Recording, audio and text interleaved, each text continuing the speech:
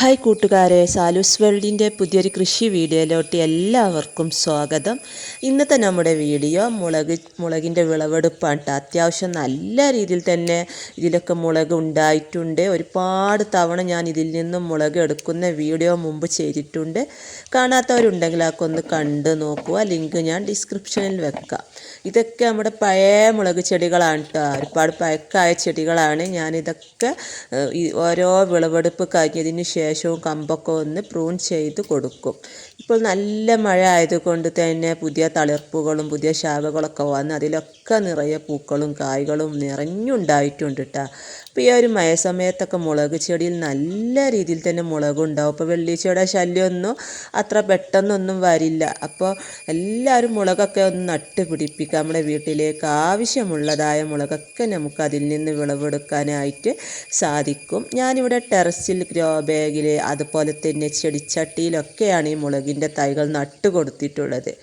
നമുക്ക് നമ്മുടെ വീട്ടിലേക്ക് ആവശ്യമുള്ള അതിൽ നിന്ന് തന്നെ വിളവെടുക്കാനായിട്ട് പറ്റുന്നുണ്ട്. അപ്പോൾ ഇത് കണ്ടോ, ഇത് വെള്ള മുളകാണ്. അതിങ്ങനെ മുകളിലോട്ട് ഇങ്ങനെ ഉണ്ടായി നിൽക്കുന്ന ഒരു ഐറ്റം മുളകാണ്. ഇത് നല്ല രീതിയിൽ തന്നെ കായ്ക്കുന്ന ഒരു മുളക് ചെടിയാണ്. അത് ഒരു 2 തൈ ഉണ്ടായാൽ തന്നെ മതി. നമ്മുടെ അത്യാവശ്യം നല്ല രീതിയിൽ തന്നെ അതിൽ നിന്ന് വിളവ് കിട്ടും. നല്ല തുരുതുരാ കായ്ക്കുന്ന ഒരു മുളകാണ്. ഓരോ വിളവെടുപ്പ് കഴിഞ്ഞാലും ഞാനിതിങ്ങനെ കമ്പ് പ്രൂൺ ചെയ്ത് കൊടുക്കും. അങ്ങനെ വീണ്ടും വീണ്ടും പുതിയ കമ്പുകൾ വന്നതിലിങ്ങനെ നിറയെ കായ്കൾ ഉണ്ടാവാറാണ് ചെയ്യാറ്. ഇത് ഒരു പഴക്കമായ മുളക് ചെടിയാണ് കേട്ടോ. അതൊക്കെ നമ്മൾ ആദ്യത്തെ മുളക് ചെടി ഉണങ്ങിപ്പോയതായിരുന്നു. പക്ഷേ വീണ്ടും മഴ പെയ്തപ്പോൾ അതൊക്കെ ഞാൻ ഒഴിവാക്കിയിട്ടില്ലായിരുന്നു. പിന്നെ അവിടെ നിന്ന് ഇങ്ങനെ അത് പുതിയ തളിർപ്പുകളൊക്കെ വന്നതാ മുളക് നിറയെ ഉണ്ടായിട്ടുണ്ട് കേട്ടോ. അപ്പോൾ നല്ല നീളമുള്ള പച്ചമുളകാണ് കേട്ടോ. അതൊക്കെ ഒരു വീടായാൽ 2 പച്ചമുളക് ചെടി, അതുപോലെ കറിവേപ്പ്, 2 വെണ്ട, അതുപോലെ 2 വഴുതന, തക്കാളി, നമുക്ക് ആവശ്യമുള്ളതൊക്കെ ഇങ്ങനെ നട്ടുപിടിപ്പിച്ച നമ്മുടെ വീട്ടിലേക്ക് ആവശ്യമുള്ള നമുക്ക് അതിൽ നിന്ന് തന്നെ വിളവെടുക്കാനായിട്ട് സാധിക്കും. ഈ വിളവെടുപ്പ് എന്ന് പറയുന്നത് നമുക്ക് വളരെ സന്തോഷം തരുന്ന ഒരു കാര്യമാണ്. നമ്മുടെ ചെടിയിൽ നിന്ന് തന്നെ ഇങ്ങനെ വിളവെടുക്കുമ്പോൾ ഒരു കിട്ടുന്ന സന്തോഷം അത് പറഞ്ഞറിയിക്കാൻ പറ്റാത്ത ഒന്നാണ്. അപ്പോൾ നല്ല മഴ ആയതുകൊണ്ട് തന്നെ നമുക്ക് ടെറസിലോട്ടൊന്നും കയറാൻ പറ്റുന്നില്ലായിരുന്നു. അപ്പോൾ ഇതൊക്കെ വിളവെടുക്കാൻ കുറേ വൈകി, കുറേയൊക്കെ പഴുത്ത് തുടങ്ങിയിട്ടുണ്ട് കേട്ടോ. അപ്പോൾ നമ്മൾ ടെറസിലൊക്കെ ഈ ഒരു സമയത്ത് കയറുമ്പോൾ പ്രത്യേകം ശ്രദ്ധിക്കുക. വഴുക്കാനൊക്കെ സാധ്യതയുള്ളൊരു സമയമാണിത്. അപ്പോൾ ഞാനൊരു മഴ ഒരു കുറഞ്ഞ സമയത്ത് നോക്കി ഇതൊക്കെ വിളവെടുക്കാനായിട്ട് കയറിയതാണ് കേട്ടോ. നല്ല മഴ വരുന്നുണ്ട്. അപ്പോൾ നമ്മൾ വേഗം ഇതൊക്കെ വിളവെടുക്കുകയാണ്. അതേപോലെ തന്നെ ഒരുപാട് പേർ ചോദിക്കാറുണ്ട്, നിങ്ങൾ മുളക് ചെടിക്ക് എന്താണ് വളം കൊടുക്കാറ് എന്നൊക്കെ.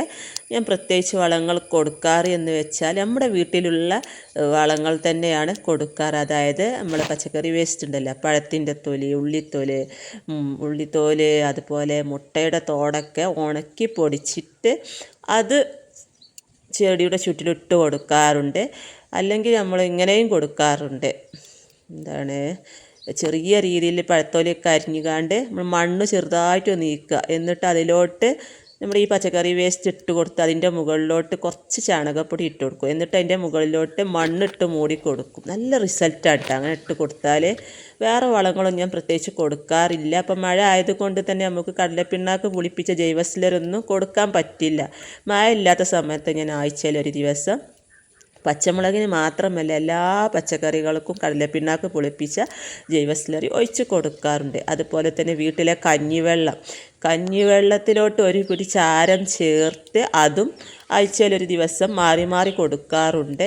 ഈ ഒരു വളങ്ങളാണ് ഞാൻ കൊടുക്കാറ്. പ്രത്യേകിച്ച് വളങ്ങളൊന്നും കൊടുക്കാറില്ല മുളകിന്.